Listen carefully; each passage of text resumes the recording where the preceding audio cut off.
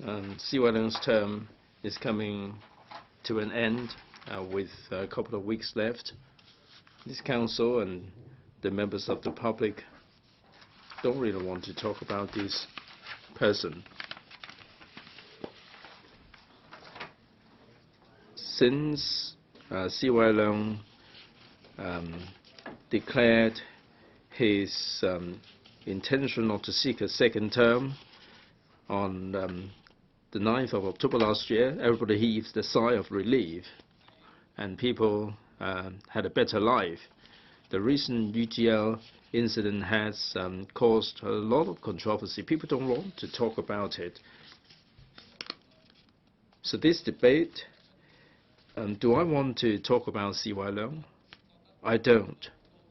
I feel that there are so many issues that are awaiting the new administration, like education. There are so many things that have to be accomplished. But at this point in time, CY Leung still tried to do something that was really shocking, and we have no option but to come out and speak out on this. We cannot not talk about this issue today. Given the setup of the council, the chances of this impeachment motion being endorsed would be vanishingly low.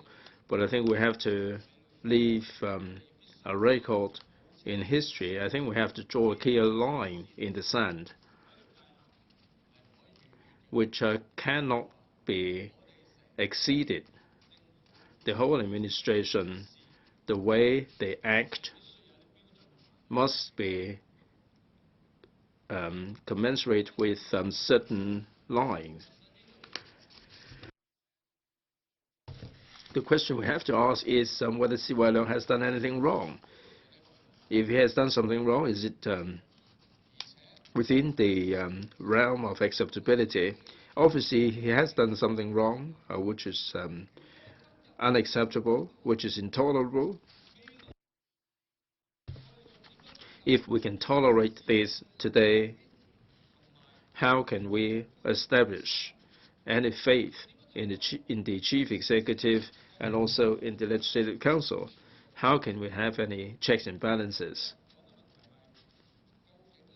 The debate today is whether the electoral papers should be drafted by the chief executive himself. This document is a electoral document, and this is put forward in the name of a councillor, but behind the document, it was CY Leung who edited the document. Why is it that CY Leung is so worried about the whole thing? Now, why is it that he's working so hard, that he's developing dark shadows around his eyes? And why does he see fit to edit the electoral paper? Is he not having enough part-time job, and he wants more part-time job? But in this job, he doesn't want to show his name. Why does he want to be behind this paper? Now, why is he only editing this paper? I hope that this is the only paper he edited. He is so concerned about it, about the whole thing. Does it mean that towards the end of his term, he's got a couple of months left in his office, and he still wants to interfere with the process? Now, the question it begs is whether it is acceptable for him to edit the electoral paper. It is clear that he has his own choices. If he doesn't accept the electoral paper, there are always channels for him to express his views. There are papers that are prepared by the executive branch, and the paper would show clearly which bureau drafted the paper, or which bureau chiefs answer the questions. Here we have fixed seating for the officials, for them to address members' questions. And here in this council, they can advance any arguments if they don't see eye to eye with the councillors, so they can say so during their reply. They can also write to LegCo, like other members said. Had C.Y. Leung got any comments on the areas of study, he could have written in to express his views. Given the choices, he did not adopt the conventional means. Rather, he adopted a bizarre means to approach one of the members and then put forward a paper in the name of that particular member. It is very clear. It's not the case if we don't have any evidence. First, this document is a LegCo paper, that much we agree. Second, this paper was put forward by a councillor, that's beyond doubt. Third, the author obviously was not the member. The author was actually the chief executive. So the two individuals admitted to that. Fourth, in the whole process, members did not take the initiative to divulge the secret. It was somehow or other exposed. This is a fact also. Fifth, after it was exposed, he didn't apologize. He merely said that he was projecting some bad perception, and the member concerned recused himself from the committee, but he didn't apologize. Sixth, has he admitted to any wrongdoing? He didn't. He merely shifted people's attention away from this onto Mr. Kenneth Leung, and he said he has the right to do this. Is this a fact? I think it shows that these two individuals have acted the way they did, and they didn't admit to the wrongdoing. If we accept this, if we accept the fact that despite the wrongdoing they never admitted to it, then we would be accepting this in a tacit manner, and this can go on. As Mr. Abraham Sheikh said yesterday, LegCo members are not the chief executive's servant. Members of any political persuasion should be independent thinking members. And as councillors, we have to do what a councillor is supposed to do. And the key role of the councillors is to keep the government on its toes. And there are checks and balances in the three branches. I'm sure that C.Y. Leung, as an experienced politician, should not be unaware of that, and it chose this way to interfere with LegCo affairs, and is planting someone in the council to be of service to him. He said he has the right.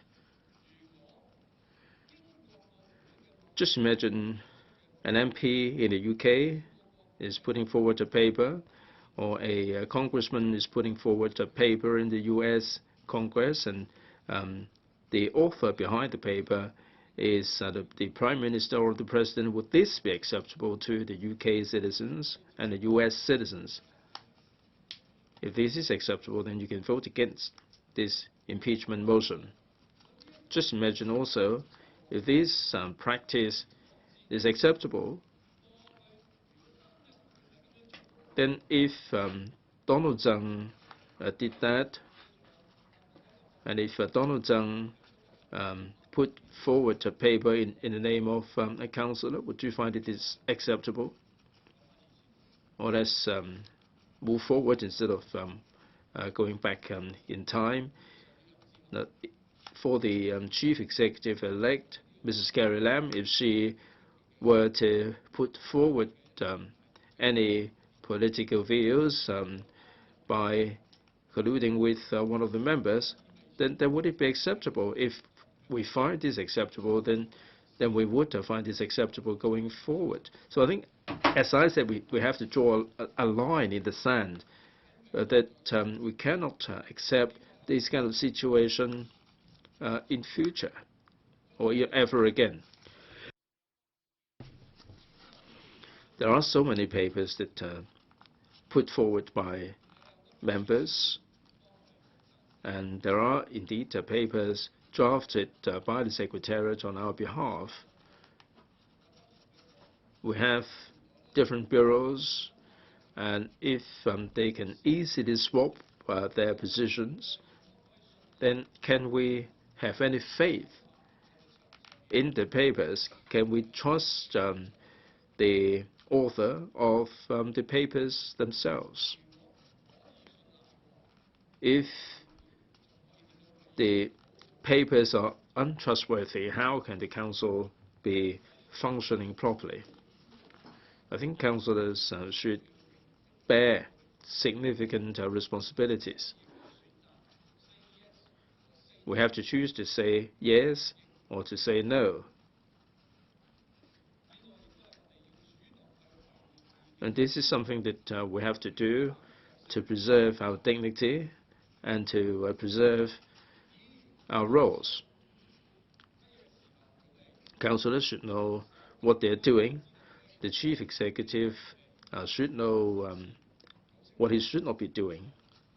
Obviously, in this case, I think he has overstepped the line, and since he has overstepped the line, should LegCo turn a blind eye to it?